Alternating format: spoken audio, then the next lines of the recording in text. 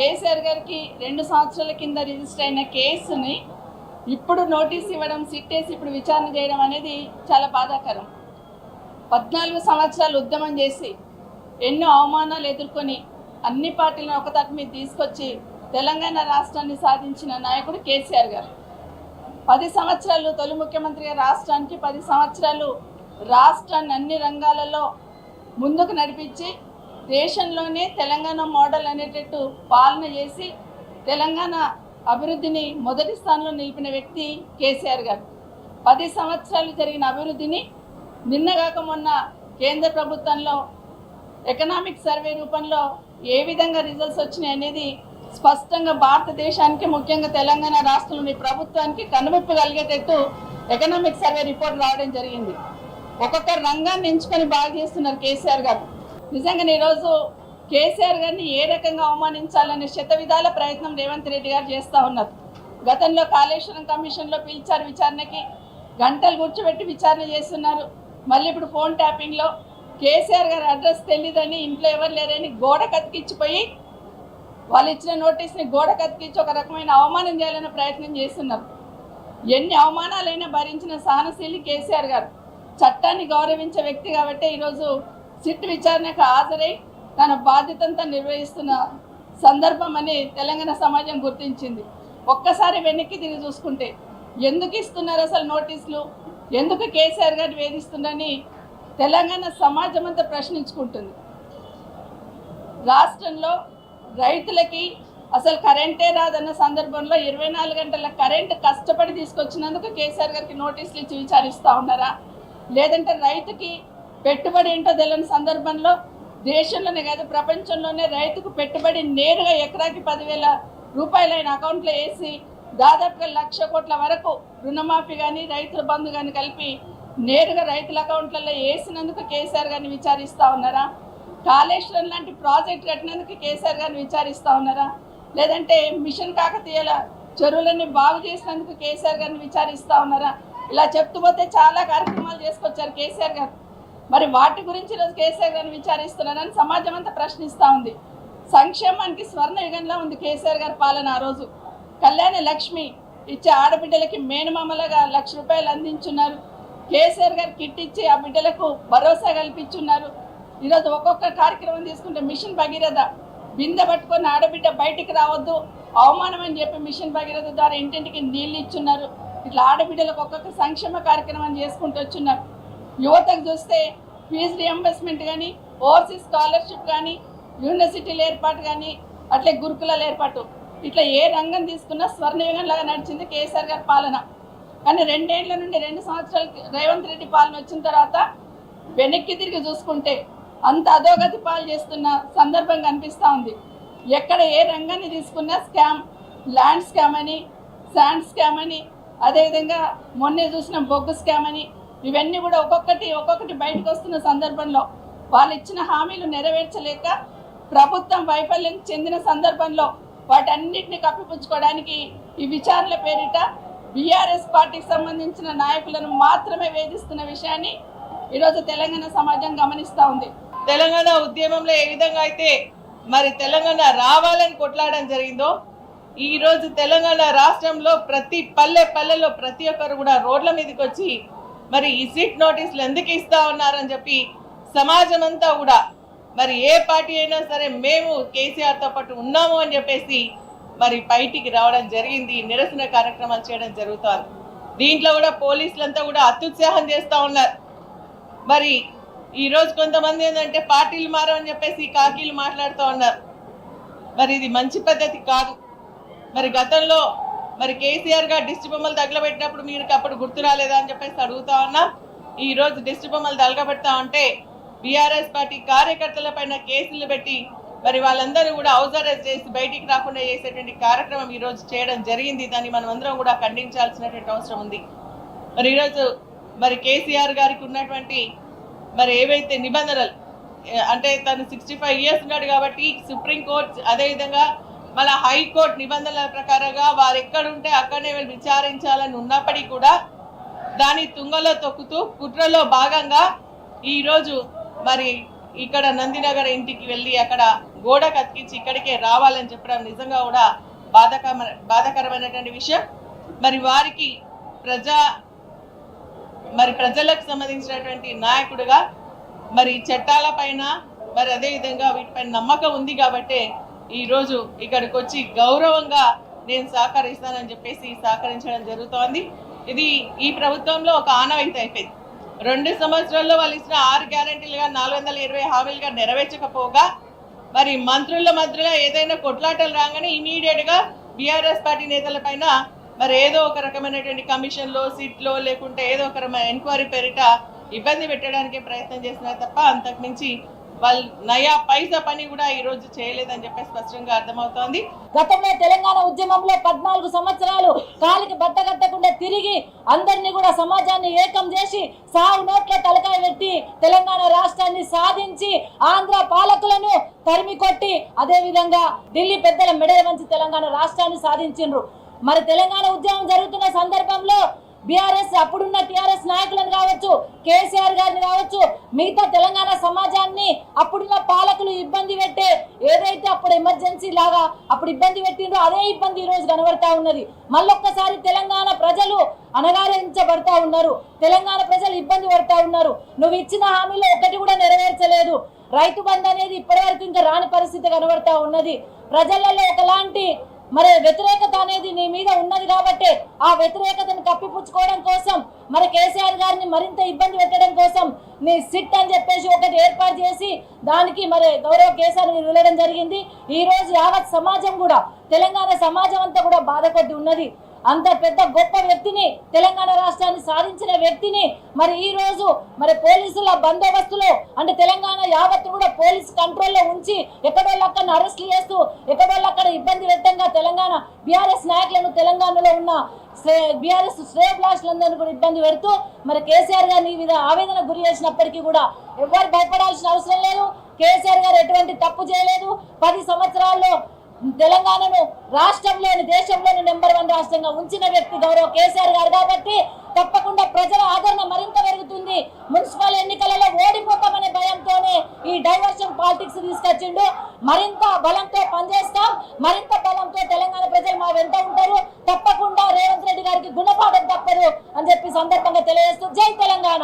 ఆ రోజు కాంగ్రెస్ సోనియా గాంధీ మెడల్ వంచి తెలంగాణ వచ్చిన కేసీఆర్ కు father of the Telangana KCR ను ఆయన కట్టిన సెక్రటరియట్ లో ఉండుకుంటూ రేవంత్ రెడ్డి ఓటుకు నోటు అసలు దొంగ నువ్వు ఇవాళ మా మీద కేసీఆర్ గారు బయటకు వెళ్తే ఒక నోటీసులు, కేసీఆర్ బయటకు వస్తే కాళేశ్వరం సిట్టు, కాళేశ్వరంకు నోటీసులు, కేటీఆర్ ప్రెస్ మీట్ పెడితే ఈ కార్ రేస్ కేసులు, హరీష్ రావు గారు ప్రెస్ మీట్ పెడితే పాలిటిక్స్ డైవర్షన్ పాలిటిక్స్ చేస్తూ ఉన్నారు ఈ కాంగ్రెస్ నాయకులు, ఈ రాష్ట్ర ముఖ్యమంత్రి రేవంత్ రెడ్డి గారు అని చెప్పి సందర్భంగా తెలియస్తారు. అసలు బుద్ధి ఉందా అన్నా మీకు?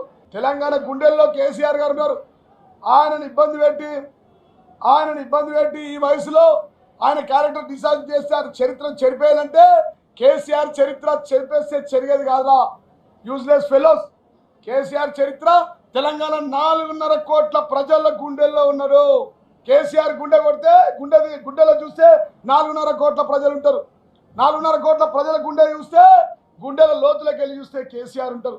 ఈ పోలీస్ కమాండ్ కంట్రోల్లో ఉన్నటువంటి సిపి సజ్జనార్ బాగా బలిసి ఆయన అనుకుంటున్నాడు నాకు డీజీపీ పదవి వస్తుంది, నేనేదో కేసీఆర్ను ఆయన బ్లడ్లో డిఎన్ఏనే కాంగ్రెస్.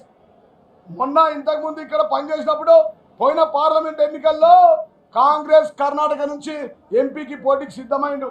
ఇక్కడ సంపాదించిన ఆర్టీసీ దాంట్లో సంపాదించిన డబ్బులు 1000 కోట్లు ట్రాన్స్ఫర్ చేసిండు కర్ణాటకకు. పూణేలో హాస్పిటల్ కట్టి కర్ణాటక నుంచి పోటీ చేద్దాం అనుకుంటున్నాడు ఆయన భార్య. కాబట్టి ఇక్కడ కేసీఆర్ మీద ఇల్లుకు నోటీసులు అంటే నేను పెద్దోడిని అయితే అంటున్నాం. కనకపు సింహాసనం సునకం కూర్చుంటే అది కుక్కనే, అది ఎప్పటికీ కనకం కాదని చెప్పి సందర్భంగా తెలియజేస్తా ఉన్నా. పింక్ బుక్ లో నంబర్ 1లో సిపి సజ్జనార్ ఉంటాడు. నేను రిటైర్ అయిపోతా డీజీపీ వేసుకొని కర్ణాటక నుంచి ఎంపీ చేస్తుంటే నువ్వు ఎంపీ వేసిన కర్ణాటక పోయినా, పూణే పోయినా, ఢిల్లీ పోయినా, పొక్కల కూర్చున్నా నిన్ను వదిలాం, ఇక్కడికి పట్టుకొస్తాం, ఇక్కడ ఏం చేయాలో చేస్తాం, పింక్ బుక్లు ఎక్కించని చెప్పి సందర్భాలు తెలియజేస్తున్నా. CM Revanth Reddy, painter Reddy, rifle Reddy, Telangana ఉద్యమ సమయంలో రైఫిల్ పెట్టుకున్న రెడ్డి, చంద్రబాబు కనసైకల్లో చంద్రబాబు కళ్ళల్లో ఆనందం చూడడానికి కేసీఆర్కి నోటీసులు ఇస్తావా? అమెరికా నుండి నీ సంగతి తెలుస్తాం. ఇది కాంగ్రెస్ పార్టీకి ఈ రాష్ట్రంలో మేము చేసే కార్యక్రమాలు ఇది అంతం కాదు, ఆరంభం మాత్రమే.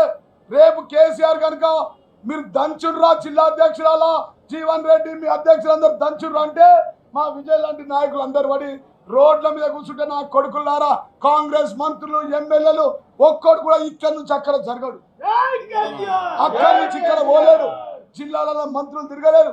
శ్రీలంకలో, బంగ్లాదేశ్లో, ఆఫ్ఘనిస్తాన్లో, పాకిస్తాన్లో ప్రజలు తిరగబడ్డట్టు 60 లక్షల సైన్యం ముందటుండి మిలియన్ మార్చ్ లాగా రేవంత్ రెడ్డి ఇల్లు ముట్టడిస్తాం, మంత్రుల ఇల్లు ముట్టడిస్తాం, ఎమ్మెల్యేల ఇల్లు ముట్టడిస్తాం, మిమ్మల్ని ఎవరిని తిరగనియమని చెప్పి సందర్భంగా తెలియజేస్తున్నా. మళ్ళా చెప్తున్నా, కేసీఆర్ అనేది 500 kV substation, Harish Rao 3 ఫేజ్ల కరెంటు, వర్కింగ్ ప్రెసిడెంట్ కేటీఆర్ 3 ఫేజ్ల కరెంటు. బిడ్డ ఇటు ముట్టుకుంటే షాక్ కొట్టి చచ్చిపోతారు. పెద్ద ఆయన జోలికి వస్తే మీరు పేలిపోతారు, 1000 కిలోమీటర్ లోపల బొంద పెడతారు ప్రజలని చెప్పి.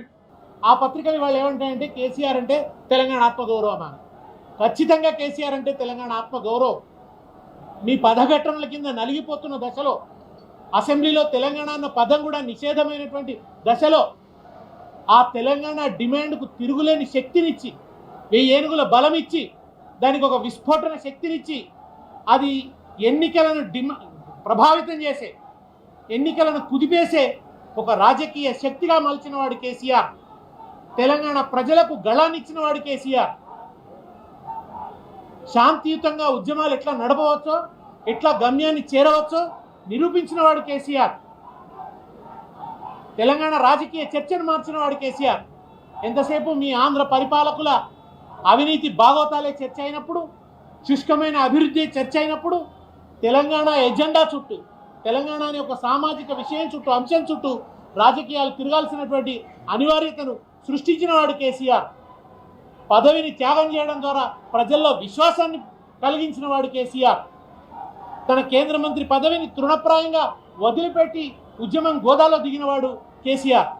బహిరంగ సభలతో హోరెత్తించిన వాడు కేసీఆర్.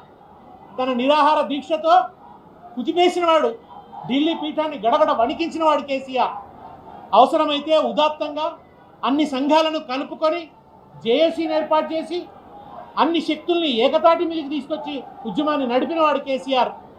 తెలంగాణ రాష్ట్రం సాధించడానికి ఎన్ని కోణాల్లో ఏమేం చేయొచ్చో అవన్నీ కూడా చేసి తెలంగాణ ప్రజలకు ఎనలేని మేలు చేకూర్చినవాడు. తెలంగాణకు మీడియా లేకుంటే పత్రికనిచ్చినవాడు, టీవీనిచ్చినవాడు, అన్ని కోణాల్లో తెలంగాణను బలోపేతం చేసినవాడు కేసీఆర్.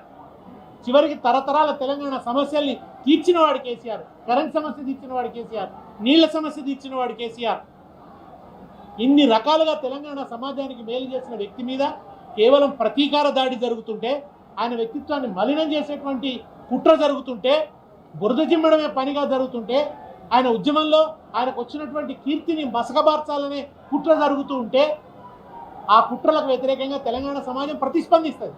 ఆయన చట్టానికి అతీతుడని మేము చెప్పడం లేదు, కానీ చట్టాన్ని కాలరాస్తూ, ఆయనకున్న హక్కుల్ని కూడా కాలరాస్తూ, ఒక 65 ఏళ్ల పైబడిన వ్యక్తిగా నేను ఎర్రవల్లిలో నివాసం ఉంటున్నాను, నన్ను అక్కడ విచారించండి అని అన్న తర్వాత కూడా కావాలని నోటిఫికేషన్ తీసుకొచ్చి ఇంటి గోడ కంటించి అదేదో వాంటెడ్ పోస్టర్ లాగా అంటించి అవమానించాలనుకునే క్రూరత్వాన్ని, దుర్మార్గాన్ని, శాడిజాన్ని ఇవాళ తెలంగాణ ప్రజలు ప్రశ్నిస్తున్నారు.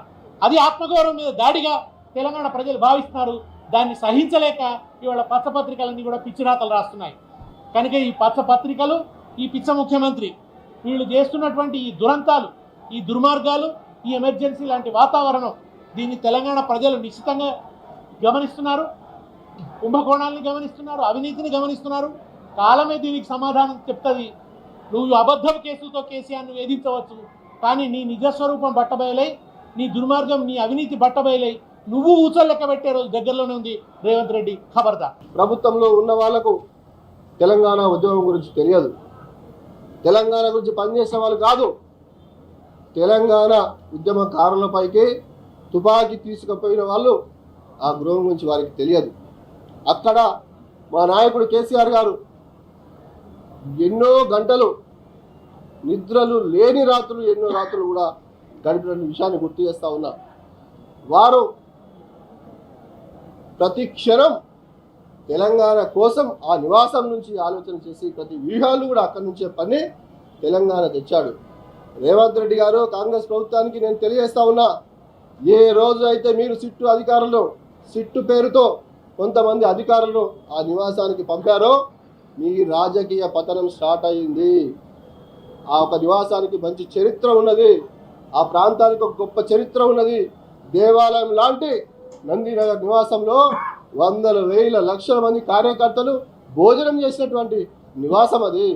ఈరోజు అక్కడ మా నాయకుడిని విచారిస్తూ ఉంటే నిజంగా మాకు దుఃఖం వస్తూ ఉంది. ఎందుకంటే ఆ ఇల్లు నుంచే తెలంగాణ సాధించిన కేసీఆర్ గారిని ఈ యొక్క చిన్న రాజకీయ కుట్ర చేస్తూ వారిని మీరు చిల్లర వేషాలు వేస్తూ విచారిస్తూ ఉంటే ఒక ఉద్యమకారులుగా మేము అందరం కూడా బాధపడతా ఉన్నాం. మీకు తెలియకపోవచ్చు ఆ నివాసం గురించి. తెలంగాణ సమాజం అందరికీ కూడా తెలుసు, చాలామంది కళాకారులకు తెలుసు, మేధావులకు తెలుసు, ప్రజాస్వామ్యవాదులకు తెలుసు. అప్పుడున్నటువంటి కేంద్ర మంత్రులు చాలామంది కూడా అక్కడికి ఇచ్చేసి మాకు సపోర్ట్ చేసి వివిధ రాష్ట్రాల నాయకులు కూడా వచ్చి అక్కడ మాకు మద్దతు తెలిపిన సంగతి మాకు అందరికీ తెలుసు. ఈరోజు నువ్వు రాక్షస ఆనందాన్ని పొందుతూ ఉండొచ్చు రేవంత్ రెడ్డి గారు. ఖచ్చితంగా చెప్తా ఉన్నా, నేను దైవభక్తుని, దైవాన్ని నమ్మిన వాడిగా చెప్తా ఉన్నా. అక్కడి నుంచే తెలంగాణ ఉద్యమాన్ని ప్రారంభించడం, అక్కడి నుంచే తెలంగాణ రాష్ట్రాన్ని తెచ్చడం, అక్కడి నుంచే ప్రభుత్వాన్ని ఏర్పాటు చేసినాం. ఈరోజు చెప్తా ఉన్నా, మీ పతనానికి మీరు అక్కడి నుంచే పునాది రాయి వేసుకుంటా ఉన్నారు. ఇది సత్యం. ఖచ్చితంగా చెప్తా ఉన్నాం. మీరు ఏ రోజైతే నందినగర్ నివాసంలో మా నాయకుడు, దేవుడు లాంటి నాయకుడు కేసీఆర్ గారిని విచారణ పేరుతో ఎందుకు విచారణ చేస్తున్నారని చెప్పి అడుగుతా ఉన్నా. కాళేశ్వరం కట్టినందుక, 24 గంటల కరెంటు తెచ్చినందుక హైదరాబాద్ నగర ప్రజలకు తెలియదా? 2014 ముందు ఏంది, 14 తర్వాత ఏంది? జనరేటర్లు, ఇన్వర్టర్లు ఉన్నటువంటి 2014 ముందు పరిస్థితి. అప్పుడున్నటువంటి ఇండస్ట్రీలలో పవర్ హాలిడేస్ ప్రకటించి ఇందిరా పార్క్లో ధర్నాలు చేసినటువంటి పరిస్థితి నుంచి 24 గంటల కరెంట్ ఇచ్చినందుకు విచారణ చేస్తూ ఉన్నారా అని నేను అడుగుతా ఉన్నా. దేశంలో ఏ ప్రభుత్వం అయినా, ఏ నాయకుడైనా రైతుల నుంచి రుసుము వసూలు చేశారు తప్ప ఒక్క రైతుకు రుసుము ఇచ్చిన ఒక రైతు కూడా రైతు బంధు ఇచ్చిన నాయకుడు ఈ దేశ చరిత్రలో లేరు. మరి రైతులకు రైతు బంధు, రైతు బీమా ఇచ్చినందుగా ఈరోజు విచారణ పేరుతో మీరు వేధిస్తూ ఉన్నారని చెప్పేసి నేను అడుగుతా ఉన్నా. ఎందుకోసం తెలంగాణ తెచ్చినందుగా మా నాయకుని వేధిస్తూ ఉన్నారని చెప్పి నేను అడుగుతా ఉన్నా. ఈ రాష్ట్రంలో మరి ఎన్నో అభివృద్ధి సంక్షేమ కార్యక్రమాలు చేసినటువంటి కేసీఆర్ గారిని ఈ రకంగా మీరు ఇబ్బంది పెట్టే ప్రయత్నం చేస్తే మీ తాత, మీ ముత్తాతలు, మీ జేజమ్మలను ఎదుర్కొని వచ్చిన ఇక్కడికి నువ్వు చెప్పుకునే గురువు గారినే ఈ ప్రాంతం నుంచి తరిమించి తెలంగాణ తెచ్చిన వాళ్ళం. అప్పుడు ఉన్నటువంటి మంత్రులు, ముఖ్యమంత్రులు పెద్ద తోపులు అనుకునే వాళ్ళం కూడా ఎదిరించి రాష్ట్రాన్ని తెచ్చిన వాళ్ళం. ఖచ్చితంగా చెప్తా ఉన్నా, ఏ రోజైతే నీవు నందినగర్ నివాసానికి మా నాయకుడి ఇంటికి పోలీసులను పంపించావో ఇక నీ పత్రం స్టార్ట్ అయిందని చెప్పేసి కూడా హెచ్చరిస్తూ మా నాయకుల ఆదేశాల మీద మాత్రం శాంతియుతంగా ఈరోజు ఉద్యమాలు చేస్తూ ఉన్నాం. భవిష్యత్తులో ఇదే రకమైన కుట్రలు మీరు చేయాలనుకుంటే తప్పకుండా మా సత్తా ఏందో చూపిస్తాం. బీఆర్ఎస్ పార్టీ కార్యకర్తలు అందరం కూడా మేమేందో మా మీరు రుచి చూస్తారని చెప్పేసి కూడా తెలియజేస్తూ ఈ ప్రభుత్వాన్ని హెచ్చరిస్తా ఉన్నాం.